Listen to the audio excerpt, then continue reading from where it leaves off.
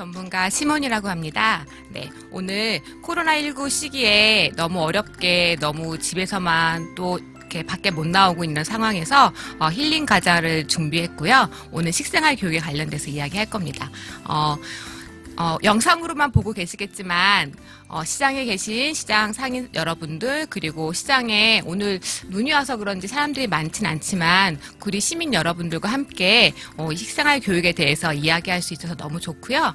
오늘 100세 시대 나의 건강은 누가 지킬 수 있을까라는 주제로 오늘 식생활 교육에 대한 이야기를 한번 해보도록 하겠습니다. 코로나19 시기에 나의 건강은 누가 지킬까요? 네, 바로 내가 지키겠죠? 그러면 식생활이 뭔지 혹시 생각해 보셨나요? 의식주 중에서 가장 중요한 게 아마 식생활일 거라고 생각이 들어요. 식생활은 먹는 음식을 얘기하죠. 먹으려면 음식을 만들어야 되고요. 만든 음식을 여기 우리 구리 시장에서 식재료를 사와야 되고요. 이 식재료는 또 농부님들이 농사를 짓고 그 농사 짓는 것들은 그냥 농부님들이 농사만 지어서 되는 것이 아니라 자연의 힘이 또 햇볕이 바람이 또 땅의 힘이 있어야 그 재료들이 잘 자랄 겁니다. 지금 제철 과일 중에서 귤이 되게 많잖아요. 그 귤이 여기까지 오기에는 많은 사람의 노고와 또 힘이 필요했을 겁니다. 이렇게 식생활은 이 소비에서부터 이 생산까지 이 모든 전 과정 그리고 이 먹는 문화까지 모두 다 저희가 식생활이라고 합니다. 그 중에서도 오늘 바른 식생활에 대해서 한번 알아보려고 하는데요. 바른 식생활은 크게 환경, 건강, 배려 세 가지로 나눠볼 수가 있습니다. 환경은 식품의 생산에서부터 소비까지 전 과정에서 에너지와 자원을 줄이고 또 그것들을 아끼는 과정이고요. 건강은 영양학적으로 우수한 한국의 식생활을 실천하고 또 식생활 체험을 바탕으로 자연과 타인에 감사하고 배려하는 이 세 개를 바른 식생활이라고 얘기할 수 있습니다. 네. 최근 50년 사이에 우리의 식문화는 너무나도 많이 바뀌었습니다. 그러면서 다양한 질병들도 많아졌고요. 문제점도 많아졌는데요. 보면 가공식품과 패스트푸드를 너무 많이 먹게 됐고 또 육식 위주의 식생활 또 제철 식품이 없을 정도로 지금 사계절 내내 식품들이 혼재하고 있는 상황입니다. 그리고 식사 예절도 부족하고요. 가족 밥상도 부재하고 비만 인구는 점점 증가하고 있고요. 1인 가구와 증가로 편의점이나 패스트푸드점 이용하는 인구들이 점점점 많아지고 있습니다. 다양한 문제들이 있는데 다양한 이 문제들과 함께 우리는 지금 100세 시대에 살고 있습니다. 우리나라 100세 이상의 고령자는 몇 명이나 될까요? 조사하는 곳마다 다르긴 하는데 3,900명 정도 된다고 하세요. 근데 그분들한테 물어봤어요. 어르신이 장수하는 비결은 무엇인가요? 물어봤더니 절제된 나의 식생활 습습관이 39.4%라는 그 어르신들이 그렇게 이야기하셨어요. 그만큼 이 절제된 식생활, 이 습습관이 장수하는 데 큰 비결이었다고 합니다. 그리고 100세를 위해서 건강 관리를 했는데 그중에 비법이 무엇이냐고 한번 물어봤어요. 100세 이상의 고령자분들께. 그랬더니 가장 많이 나온 게 식사 조절. 그리고 두 번째가 규칙적인 생활이었다고 합니다. 이제는 100세 시대잖아요. 건강하게 나의 몸을 100세까지 잘 지내기 위해선 어떤 방법이 있는지 같이 알아볼 건데요. 크게 5가지로 나눠볼 수가 있습니다. 그 5가지를 같이 하나씩 같이 이야기 나눠볼게요. 첫 번째는 제때예요. 제때에. 같이 따라해 보시면 좋을 텐데 제때 음식을 먹는다는 건 뭘까요? 제가 이거를 질문했을 때 제일 먼저 나왔던 이야기는 삼시세끼를 먹으면 되는 것 아닌가? 라고 얘기해 주셨어요. 맞아요. 삼시세끼를 잘 챙겨 먹고요. 두 번째로는 제철 음식을 먹는 겁니다. 우리나라는 사계절이 있죠. 이 사계절 동안 나오는 식재료들, 그 식재료로 만든 음식들이 계속 변화하고 있습니다. 이 철에 따라서 음식들을 먹어야 되는데 그러지 못하고 있지요. 제철 이 식재료들은 스스로의 면역력을 가지고 자라다 보니까 농약이나 화학비료 같은 것들을 조금 더 적게 사용할 수 있고 또 토양에서 또 햇빛을 충분히 받고 자라기 때문에 비타민이나 무기질, 식이섬유들이 더 풍부합니다. 맛과 향도 더 뛰어나고요. 똑같은 사과를 봄, 여름, 가을, 겨울에 먹었을 때 맛도 다르지만요. 그 안에 들어있는 비타민이나 미네랄, 무기질도 다르다고 해요. 그러니까 그 철에 나는 음식들을 먹었을 때 맛과 향은 제일 뛰어나겠죠. 그리고 시설 재배를 하지 않기 때문에 제철에 비해서 시설 재배한 것들은 확실히 맛이나 향이 덜하다고 해요. 시설 재배 하우스 정도 생각하시는데요. 요새는 우리나라에는 아직 없는데 미국 같은 경우에는 이 채소들이 이런 땅에서 자라는 게 아니라 이런 식품 공장 같은 곳에서 자라고 있는 시대에 우리가 살고 있습니다. 그래서 이렇게 시설 재배보다는 건강하게 땅에서 자란 음식들을 먹는 게 우리 건강에는 제일 좋겠지요.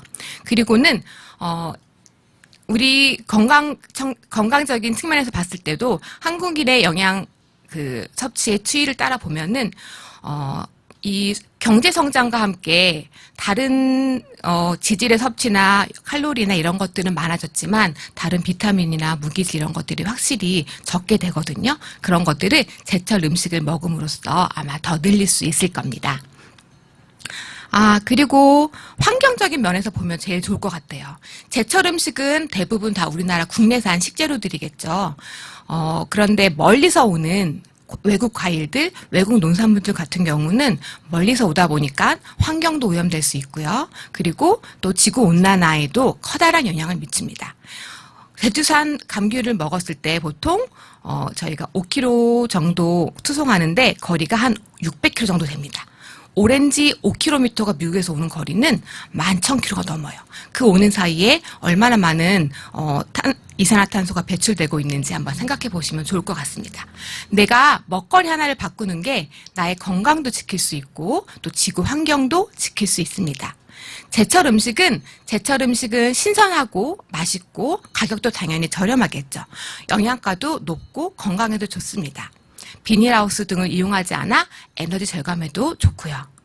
제철 음식을 먹는다는 건 그냥 나의 건강뿐만이 아니라 우리 농업을 지킬 수 있고 지구 환경을 지킬 수 있는 일입니다.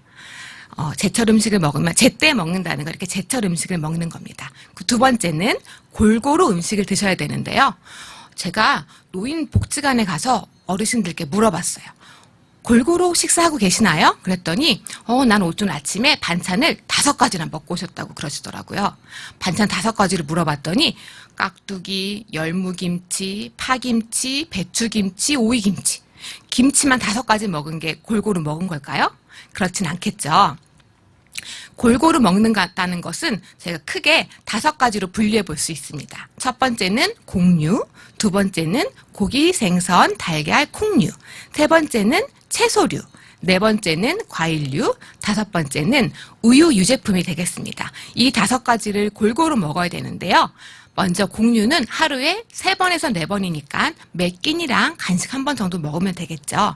곡류에는 다양한 종류가 있습니다. 곡류로 만든 것들 보면 밥, 그다음에 빵, 국수, 떡, 그다음에 감자, 고구마 이런 것들이 다 곡류에 포함이 됩니다. 여기에는 단백질도 탄수화물이 많이 들어있는데 이 탄수화물 중에서도 색깔이 있는 탄수화물, 그러니까 곡류 중에서도 통곡물로 만든 빵이나 국수, 하얀색으로 만든 이런 것보단 진한 색깔로 되어 있는 것들이 우리 몸에는 더 좋겠죠. 그리고 두 번째는 고기, 생선, 계란, 콩류에 많은 단백질입니다. 다양한 단백질들을 잘 섭취해 주셔야 되는데요. 하루에 3번에서 4번이니까 매 끼니마다 내 손바닥만한 양 정도를 드시면 됩니다. 보시면 이 고기, 생선, 계란, 콩류는 크게 동물성 단백질과 식물성 단백질로 나눠볼 수 있는데요. 이 동물성 단백질, 식물성 단백질을 두 개의 단백질들을 골고루 다 드셔주셔야 되는데 보시면 우리나라는 지금 현재 동물성 단백질들을 더 많이 먹고 있어서 이 2개를 균형 있게 드시는 게 나의 건강을 지키는 일이기도 합니다. 세 번째는 채소류예요. 다양한 채소들이 있는데 특히 채소는 5가지 색깔로 나눠볼 수가 있어요. 빨간색, 그 다음에 노란색, 초록색, 검정색, 하얀색 이 5가지 컬러푸드라고도 얘기하는데 이 5가지 색깔 채소들을 같이 그 매 끼니마다 드시면 좋은데 지금은 겨울이잖아요. 겨울에는 다양한 색의 채소들, 다양한 종류의 채소들이 나오지 않아요. 그죠? 각 계절에 맞춰서 먹는 게 제일 중요한데 이 5가지 색깔 채소들을 빨강 하나, 노랑 하나, 검정 하나, 초록 하나, 하양 하나를 먹는 게 아니라 이 자연에 존재하는 채로 먹으면 제일 좋아요. 보시면 여름에는 초록 색깔 푸성기 채소들이 많이 들어있습니다. 그러면 초록 색깔 채소들을 많이 챙겨 드시고 나머지 빨강이나 노랑, 검정이나 하양 채소들을 찾아 드시면 좋고요. 가을에는 하얀 색깔 뿌리 채소들과 열매들이 많죠. 곡식류나 곡류들도 대부분 하얀 색깔들이 많이 있어요. 그러면 이런 하얀 색깔 종류의 채소들이나 음식들을 먹어 주시면 되고요. 이 겨울에는 이제 채소들이 많이 나오지 않아요. 그럼 어떤 채소를 우리가 지금 먹을까요? 네. 봄이나 여름, 가을에 재배되었던 채소들을 저장하거나 말렸던 것들을 많이 먹고 있습니다. 그런 것들과 함께 이런 것들을 5가지 색깔 채소들을 같이 먹으시면 좋습니다. 그리고 네 번째는 과일인데요. 과일도 하루에 한 번 정도 먹으시면 좋아요. 근데 너무 지금은 과일들 많이 먹어서 문제가 되고 있긴 해요. 하루에 한 번이나 2번 정도 과일을 드시면 좋고요. 마지막은 우유나 유제품이에요. 우유나 유제품도 하루에 한 번 정도 드시면 좋은데 특히 우유로 만든 유제품들은 뭐 요구르트도 있고 또 뭐 치즈나 또 발효유 같은 것들이 있는데 특히 흰우유 같은 경우는 소화가 안 되시는 분들도 많이 계실 거예요. 우리나라 사람들 중에 많은 사람들이 이 우유에 있는 유당 불내증, 유당을 소화할 수 있는 효소를 갖고 있지 않은 분들이 많이 있어서 그럴 경우에는 우유를 억지로 드시지 마시고 콩으로 만든 두유나 아니면 우유를 발효하신 것들을 먹으면 조금 더 나의 건강에 소화하시는데 많은 도움이 될 거예요. 그러면 이번에 골고루 이야기를 해보았잖아요. 그럼 이번에 3번째는 알맞게입니다. 알맞게. 지금 제때에 먹고 골고루 먹고 이번에는 알맞게 드셔야 되는데요. 뭘 알맞게 먹어야 될까요? 다양한 음식들이 있지만 지금은 칼로리는 과잉되는 시대에 살고 있습니다.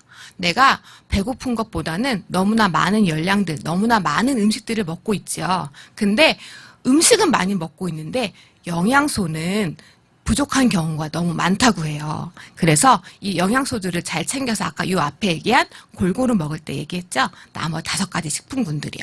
곡류, 그다음에 단백질이 많은 고기, 생선, 달걀, 콩류, 채소류, 그다음에 과일류, 유제품들 이런 것들을 골고루 먹어야지 영양이 균형 있게 옵니다. 그리고 알맞게 먹어야 되는 게 당류입니다. 당류. 오늘 당류 이야기를 좀 자세히 해보려고 하는데요. 당은 우리 몸에서 중요한 역할을 합니다. 이 단맛은 어느 때부터 좋아했을까요? 이 단맛은 뱃속에 있을 때부터 이 사람은 좋아하는 맛이거든요. 이 단맛이 들어있는 이 당은 과일과 같이 본래 이 당이 음식 안에 들어있어요. 근데 이 단맛은 우리 몸의 에너지원이에요. 우리 두뇌를 움직이고 우리의 신경세포 이뿐만 아니라 이 뇌나 적혈구, 신경세포, 이 포도당만을 에너지원으로 이용하기 때문에 탄수화물에 들어있는 이 당, 에너지가 꼭 필요해요. 근데 이거를 너무 많이 먹었을 때는 비만이 걸릴 수 있겠죠. 달게 먹는 습관은 내 몸에 필요한 양보다 더 많은 에너지를 섭취하게 돼요.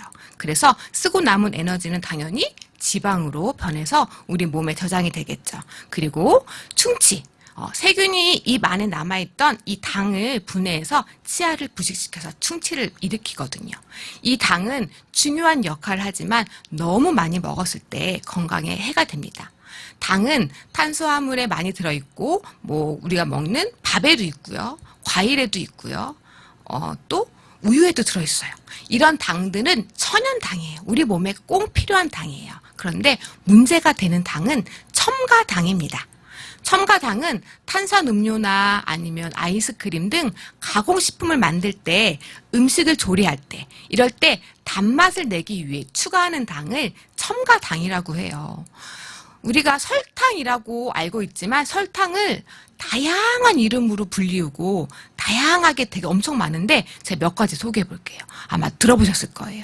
사탕수수 시럽, 또 설탕 말고 정제 시럽, 뭐 조청, 엿기름, 버터 시럽, 과일 주스, 액상과당, 뭐 락토스, 그다음에 사탕무당, 백설탕, 결정과당, 꿀, 물엿, 당밀, 원당, 황설탕, 뭐 검은 설탕 이런 것들이 모두 다양한 당의 여러 가지 이름들입니다.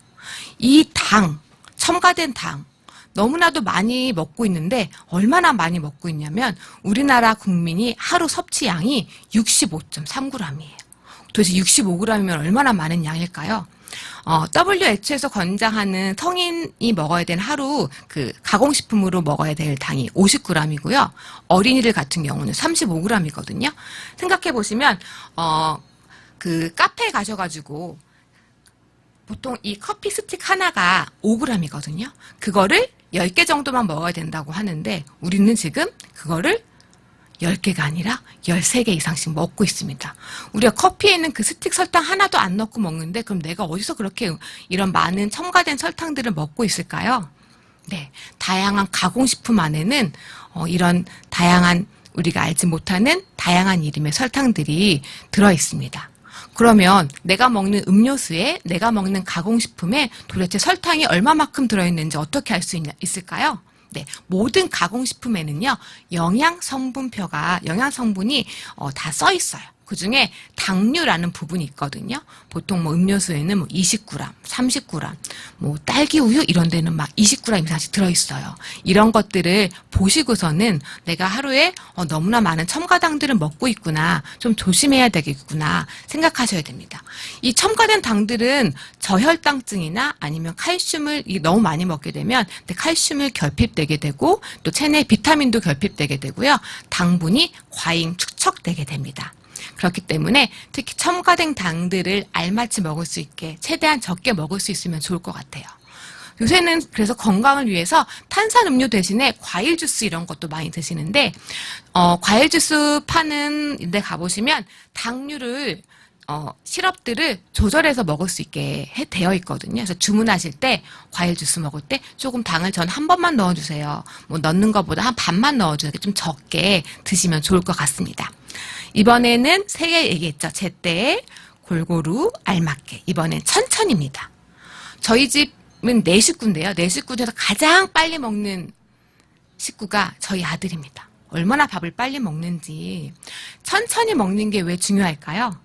천천히 먹어야 그 음식, 식재료 본연의 맛들을 다 알 수 있겠죠.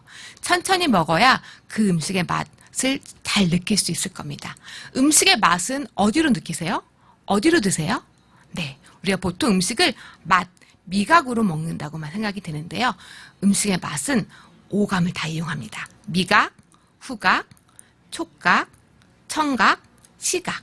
이 5가지의 맛, 5가지의 감각을 다 이용해서 드시면 좋은데, 지금 귤이 많이 나올 때니까 귤을 딱 사서 먼저 눈으로 귤을 잘 보시고 껍질을 까신 다음에 꺼내 보면 하얀 색깔도 있고 주황 색깔도 있잖아요. 그리고 따서 잘라서 그 다음에 입에 넣으신 다음에 한번 입 안에서 한 번만 딱 씹어보세요. 그랬을 때 그 귤의 과즙이 터지는 느낌, 촉각을 느끼실 수 있을 거고요. 향도 느끼실 수 있을 거고요. 그 씹었을 때 소리도 느끼실 겁니다. 그리고 천천히 맛을 느껴보시는 거예요. 신맛도 날 거고 단맛도 날 거고 그 물이 흐르는 느낌도 날 거예요. 그렇게 그 음식을 천천히 먹다 보면 그 음식 본연의 맛들을 느끼면서 더 나의 미각을 더 살릴 수 있겠죠. 천천히 먹고 그 다음에 마지막으로 제일 중요한 거는 즐겁게 먹는 겁니다. 같이 모인 그 수업할 때 내 생애 최고의 밥상이라는 주제로 같이 한번 이야기를 생각을 해본 적이 있어요. 내가 살면서 내 생애 최고의 밥상은 어떤 거였는지 한번 같이 듣고 계시는 분들이 계시면 눈을 감고 한번 생각해 보세요. 내 생애 최고의 밥상은 저는 어떤 밥상이 최고의 밥상이었냐면요. 큰 아이를 낳고 엄마네서 몸조리를 하고 있었는데 그날 이제 엄마가 안 계셨어요. 안 계시고 할머니가 밥상을 차려주시며 샐러드를 해주셨는데 그냥 간장, 설탕, 식초, 고춧가루를 넣어서 맛있는 샐러드를 해주셨어요. 그리고 미역국을 끓여주시고요. 근데 미역국도 고기를 미역국을 끓여주신 게 아니라 참기름으로 달달달 볶으셔가지고 그거를 맛있게 끓여주셨어요. 그리고 깻잎으로 밀가루만 이렇게 묻혀가지고 깻잎 튀김을 해주셨어요. 그게 아직도 저에겐 계속 기억에 남아있거든요. 음식을 앞에 얘기한 제가 제때 먹고 알맞게 먹고 골고루 먹고 천천히 먹고 다 중요합니다. 근데 그 중에서 제일 중요한 건 마지막 이야기하는 즐겁게입니다. 할머니가 차려주신 내 최고의 밥상은 내 삶에서 익혀지지 않거든요. 제가 옆에서 만약에 떡볶이를 사가지고 왔어요. 이 사온 떡볶이를 내가 좋아하는 사람과 먹었을 때와 어저께 이 친구하고 싸웠어요. 이 싸운 친구와 먹었을 때 이 음식의 맛이 같게 느껴질까요? 다르게 느껴질까요? 아마 다르게 느껴질 겁니다. 내 마음이 어떠냐에 따라서 그 음식을 먹었을 때 느껴지는 것들이 달라질 거예요. 저희 5가지 이야기를 했잖아요. 듣고 계시는 분이 계시면 마음속으로 한번 따라해 보세요. 제때 먹는다는 건 삼시세끼를 제철에 맞춰서 먹는다는 겁니다. 골고루 먹는다는 건요. 곡류, 어류콩류, 생선류, 그다음에 3번째 채소류, 그다음에 과일류, 유제품을 하루에 그러니까 오늘 고기 먹고 어저께는 안 먹고 모레도 안 먹고 이런 게 아니라 하루에 이 5가지 식품군들을 골고루 드시는 겁니다.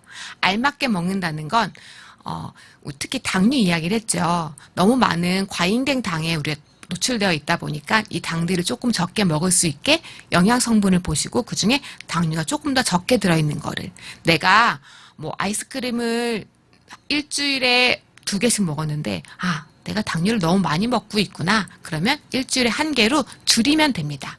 안 먹고 살 순 없잖아요. 내가 지금 내가 먹고 있는 식생활 중에서 한 가지씩 바꿔가다 보면은 점점 더 좋은 식습관을 가지실 수 있으실 거고, 좋은 식습관은 나의 건강을 지키실 수 있을 겁니다. 그리고 4번째 이야기했던 게 알맞게입니다. 천천히 먹어야지 5가지 감각으로 음식의 맛을 느끼시면서 드실 수 있을 겁니다. 그리고 제일 중요한 즐겁게. 어떤 음식을 드시던지요, 즐겁게 드셔야지 행복하실 거예요. 그리고 제가 맨 마지막으로 이야기해 드릴 게 있는데요. 저희는 많은 정부 지자체가 있잖아요. 그래서 보건복지부, 농림지상부, 그 다음에 식품의약안전처 이 3개의 부처에서 국민 공통 식생활 지침이라고 해서 9가지를 만들었어요. 제가 만든 건 아니고요. 근데 이 3개 부처는 그 전까지는 각자의 부처에서 보건복지부는 보건복지부대로 또 식품의약처는 식품의약안전처대로 각자 이 식생활에 대한 지침들을 같이 이렇게 따로따로 했었는데 이 3개의 부처가 함께 만나서 9가지 지침을 같이 만들었거든요. 제가 하나씩 읽어드릴 테니까 아마 제가 이야기한 이 5가지 안에 다 포함된 이야기입니다. 첫 번째는 쌀, 잡곡, 채소, 과일, 우유, 유제품, 육류, 생선, 달걀, 콩류 등 다양한 식품을 섭취하자. 2번째는 아침밥을 꼭 먹자.